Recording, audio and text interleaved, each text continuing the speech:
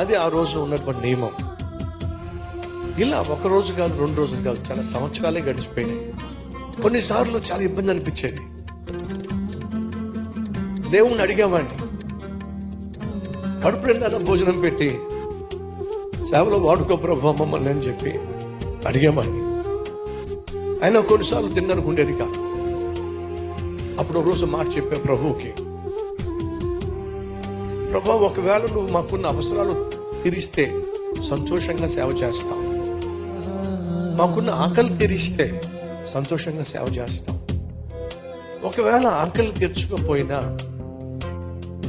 మాకున్న అవసరాలు తీర్చకపోయినా చచ్చేంత వరకు నీ సేవ చేస్తూనే ఉంటాం. అది ఆ రోజు నేను నా ప్రభువుకి ఇచ్చిన మాట. ఆ మాట నా ప్రభు విన్నాడండి. ఇదిగో ఇంత అద్భుతమైన సేవను దయచేశాడు.